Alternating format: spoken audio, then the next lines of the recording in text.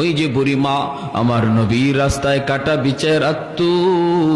মায়ার নবী ফজরের সময় মসজিদে যাওয়ার সময় কাটাগুলি হাত দিয়া সরায় সরায় নবী মসজিদে যাইতেন। নবী রাতের অন্ধকারে কাটা রাস্তার মধ্যে পুঁতে পুঁতে রাখত।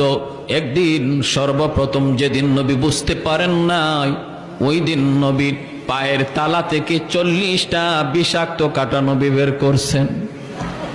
এরপরে রাতে নবী সতর্ক হইয়া মসজিদে যান।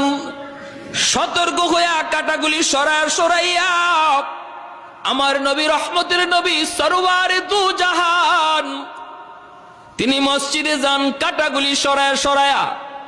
একদিন আমার নবী দেখেন রাস্তায় কাটা নাই।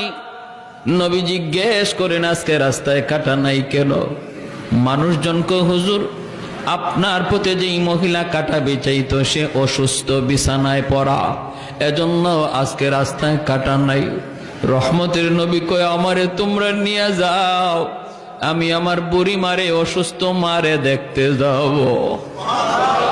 যেই মহিলা আমার নবীর পায়ে থেকে রক্ত ছড়াইলো, ওই মহিলা অসুস্থ হয়েছে, নবী তারে দেখতে বাড়িতে যাইতেছেন।